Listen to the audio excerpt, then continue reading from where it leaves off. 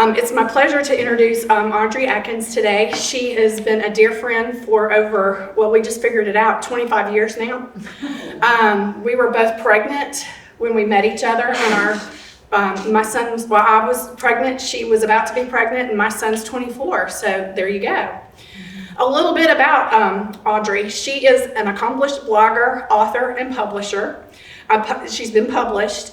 She's been in the Washington Post, the Bitter Southerner, the Folklore Project, which I'm sure she can share more about, the Alabama Media's Group, It's a Southern Thing, Reckon, and the Mobile Bay Magazine, among others. She's a writing coach, and she helps people with their own creativity outlet about their writing and how to produce that. And she is through the workshop at UAB's Art Play. She's an accomplished artist who works in watercolor, who I've seen. She posts those on Instagram when she's in the mood, and it's always nice to be able to see that. She also works in watercolors, oils, pens, and ink, and is an avid crocheter. And that's one thing about her I did not know.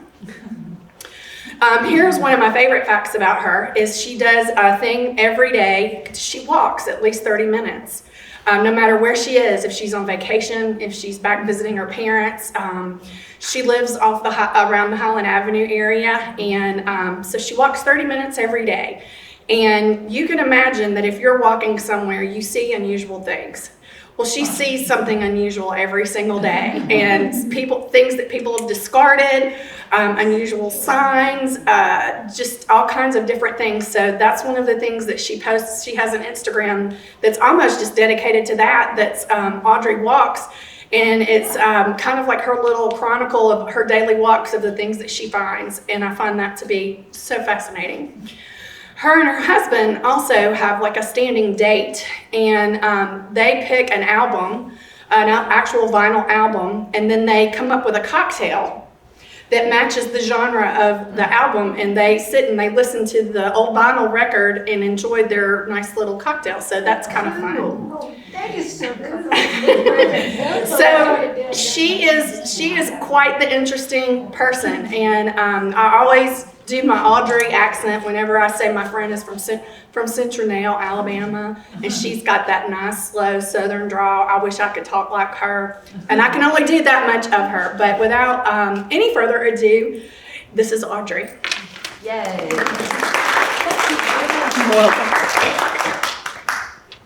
How's everybody today? Can y'all hear me? Am I talking? Good. So today we're going to talk a little bit about how to write family histories that your family will want to read. So as Angela said, I've been a writer really, I guess, my whole life, but probably in earnest the last 20, 22, 23 years. It's always been what the kids call my side hustle. You know, when I needed daycare money, you know, I did a little freelance writing for people. It's always been sort of my like fun money, my play money, and I recently just quit my job to do it full time.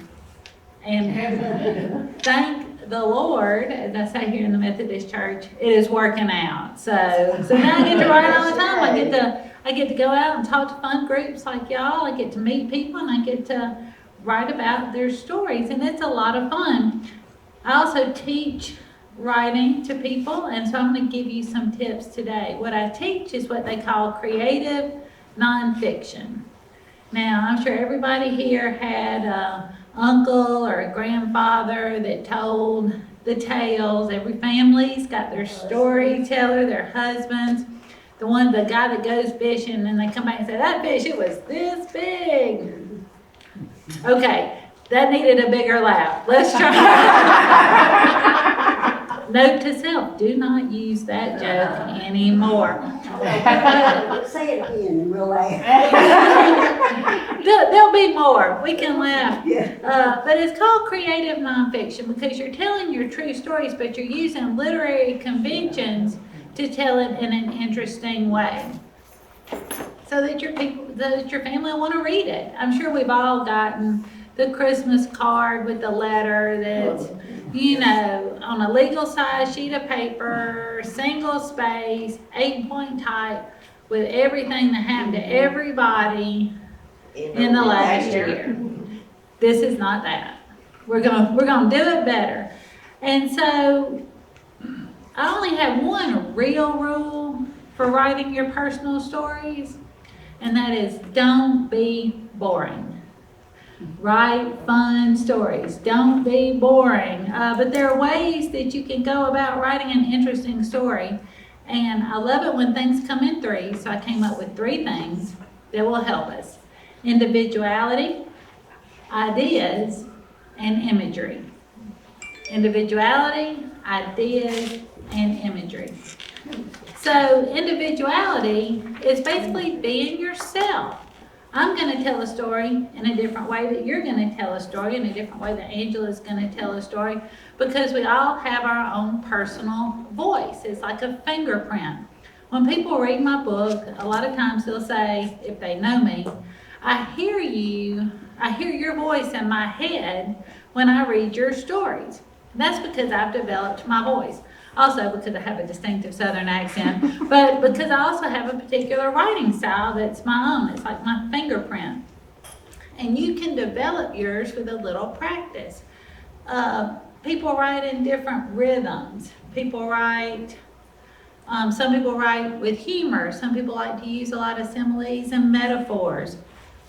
Some people write great big long sentences. Some people write little bitty short sentences. However you would tell your story is the way you should write it, because it's not English class. It's not English 101. It's not composition 101. Nobody's going to grade you. So don't worry if you have a sentence fragment. Don't worry about those kind of things. Write it the way you would tell it, because when people read your stories, they'll hear your voice too. And it'll make it more relatable for them. And a lot of people say to me, people like my mother, well, I don't have anything to say. It's all already been said. You've heard that story 1,000,000 times.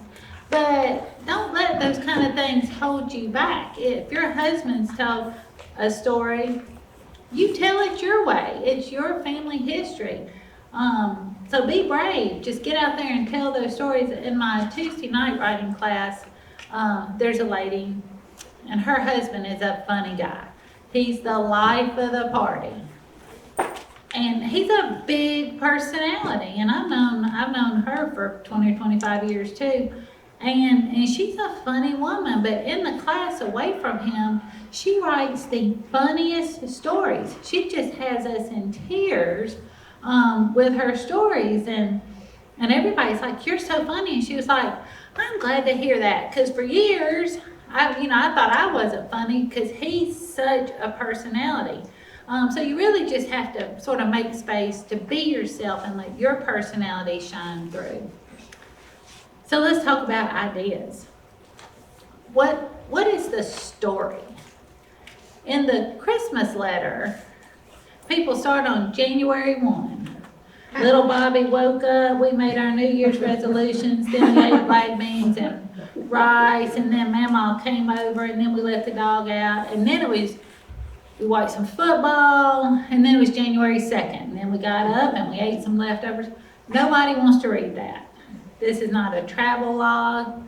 This is not genealogy, where you are tracing things down generation after generation. This is storytelling.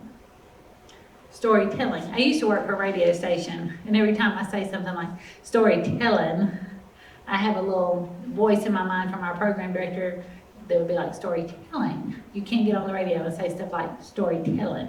But that's what it is, storytelling. And you have to really hone in on what your story is so that you don't get distracted by a bunch of details that sort of takes the reader away. One thing you can focus on is like an event, a thing that happened, and tell the story around that. Or maybe there's a theme that you want to explore. Holidays, fishing trips, camping in the summer. But really try to think, when you're writing a story, what is my story? And have every detail focus on supporting that story. And another thing when you're thinking about stories is think about stories that people will relate to. If you have a hobby that nobody else in the free world has, you collect safety pins, different safety pin manufacturers. You have 1 million safety pins. There's actually a guy I saw a story about on CBS. Did anybody watch CBS Sunday Morning? Collected paper clips in England, paper clip collector. That's not, I mean, he wrote a book about it, so apparently there's interest. But your immediate family might not be interested in your safety pin collection, and that might be a story that you write for yourself. If you're writing for other people, think about the stories they can relate to, the things that they want to hear about. I was sitting over here at the table, and I just heard some great stories about singing Climbing Jacob's Ladder, the youth group. And I was thinking that would make a perfect little story to sort of build out that event. Was it a holiday program or youth group? Youth group. We did it every Sunday night after as we went to class in NYF.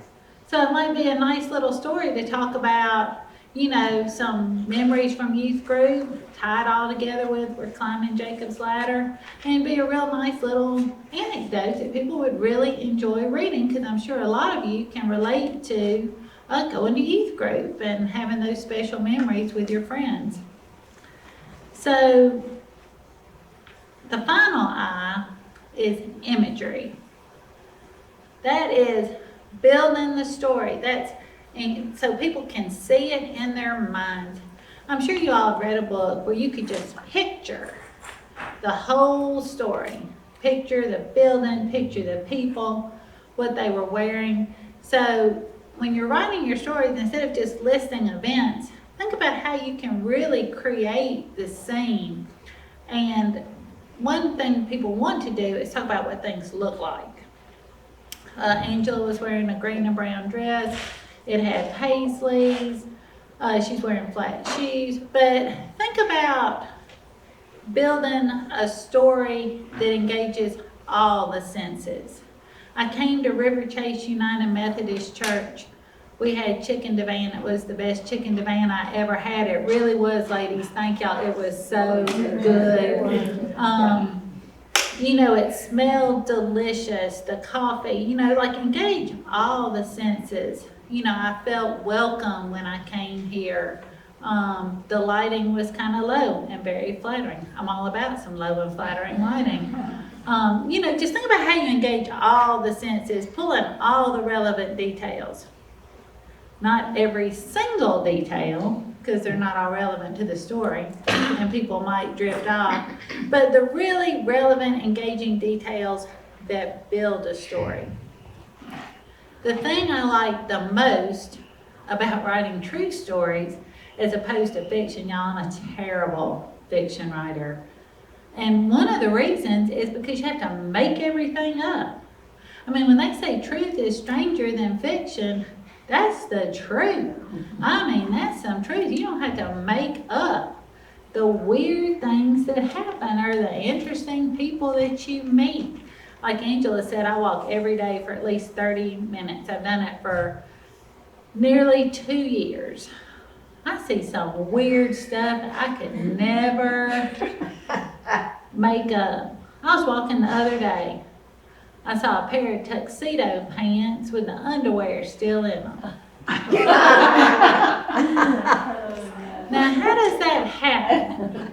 Like, are you just going down the street and all of a sudden all your clothes drop off and you just I'm like, you see some weird stuff. I never think that up on my own. And the same goes for your stories. You don't have to make up characters for true stories. You know characters. You know people that are interesting and people that would be fun to write stories about. People that would really liven up a narrative. And you don't have to make it up. You just have to reveal who they are and really think about the characters. And when you're writing about people, aside from what they look like and who they are, really think about like their internal qualities. Like, what are their values? What are their phobias? What are their fears? What are their ambitions, their hopes, their dreams? If I'm writing about my grandmother was born in 1903 and shuffled off this mortal coil in 2002. And often I think about what what her life would have been like before cars. When she was going to school in a horse and wagon, what it would have been like to be a young working woman when she couldn't even vote. So you can sort of imagine and sort of speculate how you think people might have felt and what might have been happening and how world events might have informed them. She lived through the Depression, she lived through all the world wars, so many things that happened during the course of her life, and you wonder how it affects people. So you don't really have to make stuff up so much as you can theorize. Also, when you write about people and you write your stories, especially your family histories, my tendency, and everybody's is to write all the good things.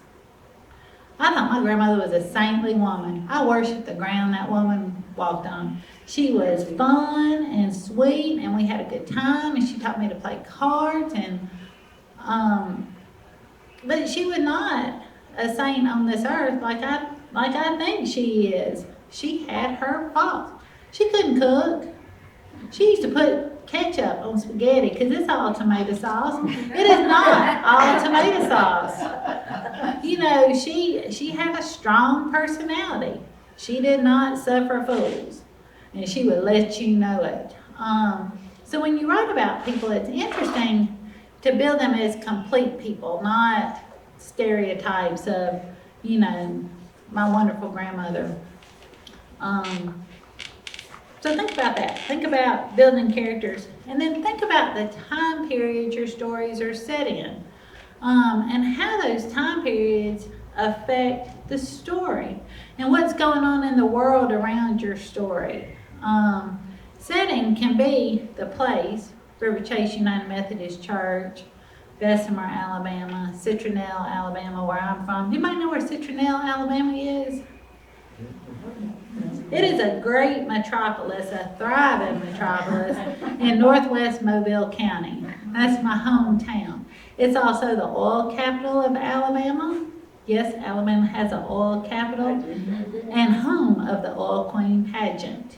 Y'all will be happy to know. I was never oil queen, much to my chagrin. Maybe one day I'll get to go back and be oil queen. But think about the time period and how that also affects your story. And it'll sort of help you build a more complete story. So there we have it. Individuality, ideas, and imagery. 3 easy tips. Y'all got any questions? I think that there's a couple of ladies here that may have books that they bought for grandchildren and things like that to chronicle things. Chronicle. So, but I still think that the points that you talk about are great because they don't need a list of what they got for Christmas and things like that, but bringing it alive of the times that they had, maybe what their favorite foods were for Christmas morning, or what was their favorite thing about Easter and things like that. So maybe speak on that a little bit.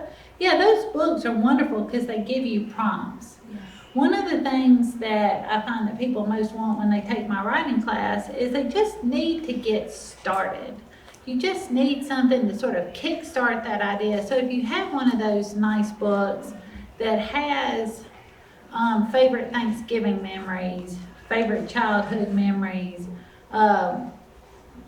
what happened when you went to school, that kind of stuff. Those are great prompts. Those are great jumping off points to start an essay. And really, I'll tell you this, the hardest part of any writing, whether you're journaling or whether you're writing in your daily devotional book or keeping a diary, the hardest part is getting started. People tell me all the time, I love to write, but I just don't have the time. I just don't have the time. But if you can scroll on Instagram for 30 minutes, you got the time. If you can watch television, my parents watch TV news hours. Yeah, my mother somehow doesn't have time to write down our family history. You know, there's time if you want there to be time. And you just have to take that first step. But your mind is a muscle like any other muscle, like lifting weights.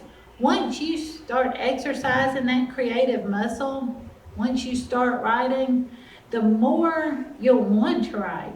And the more stories come and the more things you'll remember. I took a writing class one time and they recommended that you write down 10 ideas a day to sort of exercise your thinking muscle. Exercise the great matter. 10 what did you say? 10 ideas. Oh, I did. 10 ideas. And they don't have to be good ideas. Not every idea is a winner. I started some blog posts and they just didn't go anywhere. Not every idea is a winner. One that I always wanted to write, but I just never could develop it, was life is too short to fold panties. Like, I guess, like, why? Just throw them in the drawer. I got better things to do. I got stories to write, you know. But it was not an idea that could be developed. But it was an idea. So if you write down 10 ideas a day, then you write down 10 ideas tomorrow, 10 ideas the next day, 2 things will happen. The first thing will happen is more ideas will start coming and they'll get better and better and better.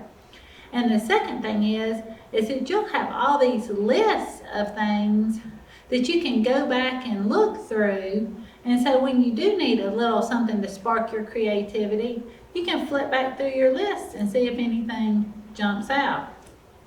So, but I think those books are great because they are prompts. And really that's all people need is a little nudge, a little something to get them started, a little something to spark a memory. I would think that you could also use that same philosophy about interviewing family members and friends. One of the things that we found out is that these two over here have known each other since they were 2 and 3.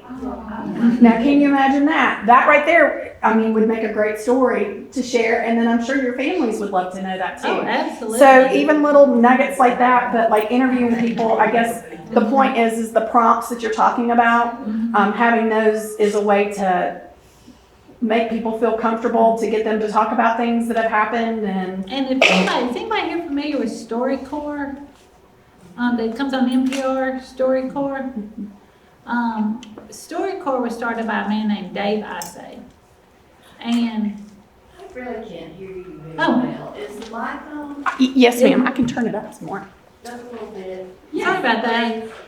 I'm about as close to it. Also, I used a substitute. Yes, And I ma'am. was trapped in a classroom for hours. So I started writing a book about, well, it's Otis, my obese basset hound whom I slept with. Oh, no.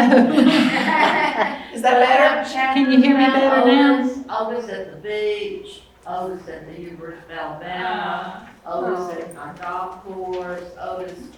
I got it all laid out. I just don't know a good way to start. Good way to start can you hear me now? Yeah, book. Sounds like you started. Are you trying to publish it? Well, I could use some extra money, I should. But I don't know how to do that, I really don't. So there are several ways you can publish a book yourself. You don't have to have an agent. You don't have to go to Houghton Mifflin in New York. You can self-publish your own books, and there are companies that you can do it through. One is called Lulu. They put out nice little paperback books, and they'll be at lulu.com. So if you type your book into Word or Google Docs or whatever you use to write your stories, you can easily upload it. Amazon, ma'am? Well, I was gonna ask a question, but I was gonna wait till you get through. Amazon will do it, and there's several more in varying degrees of expense. But I think Amazon and Lulu are probably the most accessible ones. They'll put out a nice little paperback book. You can get however many you want. But it sounds like you got a great start, and it sounds like an interesting story. It's funny. She told me some of the tales of this basset hound, so yes, they are funny. Well, just a little bit I've gotten to know you today. You're a funny person, so I can only imagine that your stories would be funny. Yes, ma'am. Okay, well, here's my question. My two granddaughters and I have had an ongoing for years life with fairies. You know, we have a fairy garden and fairies bring Fun. You know, if they come to spend the night, in the morning the fairies have brought them a little gift. Funnest grandmother ever, I would just say. And so, you know, I have thought, just toyed with as kind of a remembrance for them, is putting together a little book and having little illustrations that are actually like, I was gonna call it like the fairies in my backyard, and have, you Oh, I know, love it. pictures that would be from the kid or whatever. But where do you find illustrators when you do little books like that? That's a good question. I take it you're not an illustrator. I'm not an illustrator. You can hire people to illustrate your Yeah, but book. where do you find them? That's the thing. I have a suggestion about that. I would check your local high school's art departments, and, because they'll have. Or colleges. Or college level art departments, Oh. because you'll have very talented people, and they'll have great ideas that are gonna think a little bit different than you, that, you know, can give you some great ideas, and they're not Yeah, but gonna they be- would have to do it. I can't do it. No, but the information that you just shared, like, you can say, like, when we talk about it, the fairies look like this, or whatever, and then they can come up with that, and they're not gonna be, like, at the price point that a professional illustrator would be to charge you for something like that. Yeah, that's a great idea. Yeah, check your colleges and your junior colleges. Let's not sleep on our junior colleges. Any place that's got an art department, you know, where they'll have graphic design students, things like that. I'm sorry. Do I have any more questions? I was gonna do a little reading too. Does anybody have any other questions for Well, we her? can do more questions later. This will be. Give us the 3 eyes again, please. The 3 eyes: individuality, imagery, and ideas. Thank you. In any order, because I think I switched the last two. That's all right. Were you a school teacher? No, just a substitute. I was sensing some teacher vibes. I got them backwards. So if it's all right with y'all, I put out this little book. They call me Orange Juice. I've got some copies of it over there if you feel so inclined. But I thought I'd do some little readings, if that's okay with you. Yes. The first one requires a little bit of singing, and I can't sing, so y'all might have to help me. Does anybody know Just As I Am? All 1,500 verses of it. Y'all know all the verses? I need a little singing help, so I'll signal when it's time to sing. How about that? This is called The Dark Blot. I like to say that I was raised Baptist, Methodist, Episcopal holiness with a little dash of Church of God thrown in for good measure. As the daughter of Episcopalian parents with Baptist and Methodist grandparents, holiness friends, and Church of God help, religion was always close at hand. In a town as small as Citronelle, Alabama, there wasn't much else to do except go to church. Somebody's church, anybody's church, whichever church was having something. We went to fish fries, Christmas bazaars, covered dish dinners, dinners on the ground, revivals, both inside buildings and under tents, singings, camp meetings, and vacation Bible school. It was a social outlet with the added perk of eternal salvation. At times, however, I found myself somewhat conflicted. You see, there weren't very many Episcopalians in Citronelle. We might have had 14 on a good Sunday, and our family made up 4 of them. There certainly weren't enough youngins to have any sort of consistent Sunday school program, so I went to Sunday school at the First Baptist Church, where Granny and my best friend Bridget was a member. We learned all the good stories, Samson and Delilah, David and Goliath, Jonah and the whale, and the concomitant moral lessons, all washed down with a lukewarm glass of grape Kool-Aid and an Oreo. After Sunday school was big church, the 11 o'clock service, which was an hour plus of sweating, pulpit pounding, horse hollering, and hellfire raining down on our collective heads, all to be endured along with the hunger pangs no starlight mint could assuage. I always knew the end was near when the pianist would start softly playing Just As I Am. But that also meant my weekly internal battle was about to be waged. As the preacher would slowly and meaningfully descend the seafoam green carpeted steps to stand amongst us sinners, the congregants would rise to meet him, quietly beginning to sing the first of 6 verses. This is where y'all come in. Y'all ready? Y'all gonna sing with me? Y'all not gonna let me sing in this microphone by myself. Because I'm telling y'all, can't sing. So, 1, 2, 3. Just as I am, without one plea, but that thy blood was shed for me. Y'all doing great. And that thou biddest me come to thee, O Lamb of God, I come. I come. Y'all are great. Now you got me on tape singing, and that's going to be embarrassing. The preacher would start to beseech the lost to come up and accept Jesus as their Lord and Savior. And I would wonder if I had the call or if I was just hungry. What if I had the call but just wasn't recognizing it? Was I going to hell?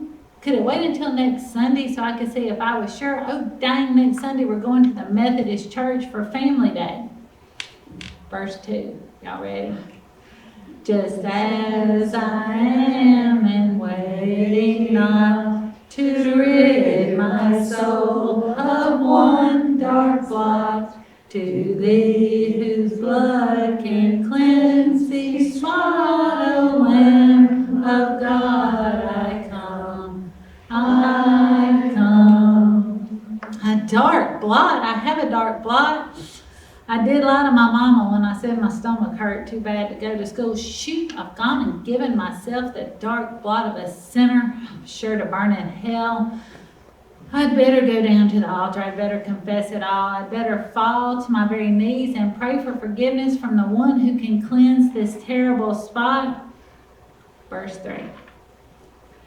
Just as I am, though tossed about with many a conflict, many a doubt, fightings within and fears without, O Lamb of God, I come, I come. Y'all see why I never realized my dream of being a country music singer, don't you?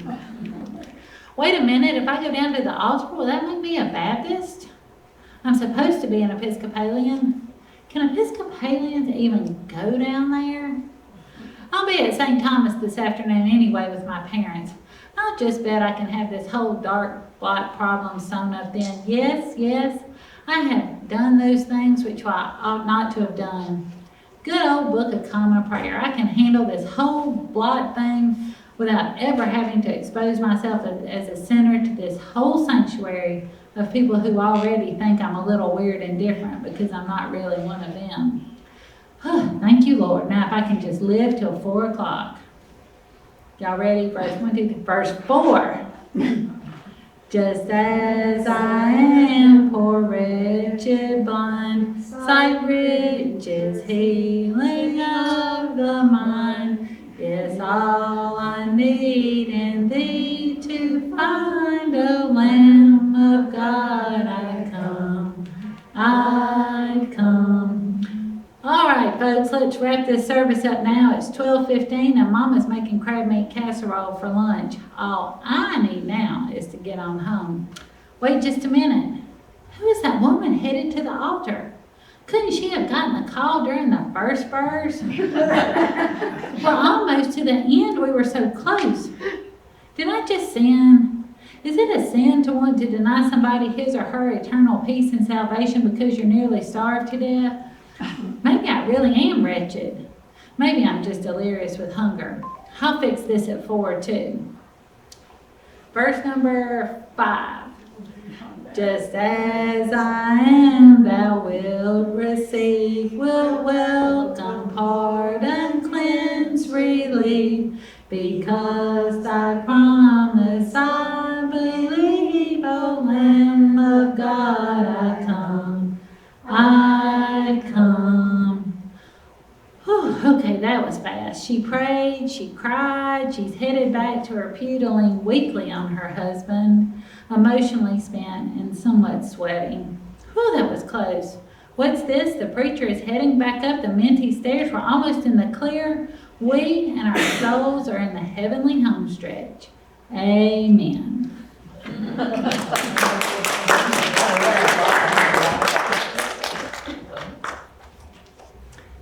So this one, I used to have a friend that worked in a wine store up there in Vestavia. We're in the Methodist church. I drink a glass of wine, right? Anybody like a glass of wine? My grandmother was Baptist, but she still kept a bottle of Manischewitz under the kitchen counter like nobody did. So this is called the essence of Lantana. My parents drank film noir cocktails, martinis, always gin, never vodka, Sazeracs, B&B, scotch. When we were over the bay, there would be the occasional cold beer. Wine, however, only appeared on holidays, and champagne was reserved for wedding receptions, and then only those not held in the church hall. When I moved to the city, I slowly became aware of wine and wine culture, and that there was way yonder more to it than a stolen sip of Tickle Pink from an older friend. The regions, the grapes, the acidity, the soil, who knew? I have to say that I am fascinated. I'm most enthralled by the jargon. I have the good fortune to be dear friends with the manager of a wine store. And if I perchance to drop by there in the afternoons, sometimes I get to take part in a tasting. I get to hear people in the know discuss the intricacies of every little swallow in the most beautiful terms imaginable. They swirl, then sip, then spit, then spill forth with such descriptors as, I get notes of saddle leather and orange essence. And they'll say things like, it's extremely fruit forward, but the acidity makes me yearn for prosciutto and Roquefort. Oaky seems to be bad. Grassy seems to be good. I mostly try to be quiet, learn something, and not embarrass myself. I also smell and smell and smell and try to smell something other than, well, wine. Why can't I get a hint of blueberry in the worn pages of a Hemingway novel read by the sea on a stormy day? One day, however, was revelatory. I was again at the wine store trying to be quiet and not show my abject ignorance in a public venue. Again, I was listening and marveling. Again, I was smelling and swirling and smelling again. Then it hit me like a brick to the head. Something familiar, an essence, a note, a hint of something humble and homey and native. What is it? I can't quite suss it out. They may move on to the next bottle before I get to sound as if I too am in the know. It is Lantana. Before I could stop myself, I had blurted Lantana out to the group of connoisseurs who were now silent, staring at me with quizzical expressions, frozen mid-spit. Do I get something Provençal like lavender? Something sophisticated like kid leather or rose water? Now, I get lantana, the invasive, poisonous, leggy plant characteristic of every hard scrabbled dirt patch where little else can eke out even the most meager life. It's a plant, however, that was always featured in my granny's summer garden. Great mounds of orange, pink, and yellow that thrived in the dry South Alabama soil that rose up to challenge the blazing sun. As a little girl, I made bouquets with it for my playhouse, breathing in its unique aroma. I thought its clusters of multicolored blooms beautiful and decorated my hair with its flowers. Fortunately, the vintners did move quickly on to the next bottle, continuing their lofty discussions over a bucket of spit. But I could not move on from the aroma of that particular glass. It smelled like the summers of my childhood. Lantana may not be very highbrow, but upon reflection and recovery from my embarrassment, I think it was an appropriate, albeit unconventional, descriptor. After all, lantana appears to be sweet and delicate, but in reality it is strong, stalwart, and constant, just like the wine, just like my granny. That's We got time to read one more, or we out of time? I think we're kind of winding down. Do you ladies have time for another quick Or story? we can take more questions. I think we, any last questions? Okay, well, please join me in thanking Audrey for coming today. Thank you for having me, I enjoyed it. If you would like to purchase a copy of her book, she does have a book over here, or if you want to think about it, I'm more than happy to put you in touch with her and you can purchase them, and you can also get them on Amazon, correct? And at Thank You Books and at Little Professor. Okay, well, thank you. Thank you so much, I enjoyed it very much.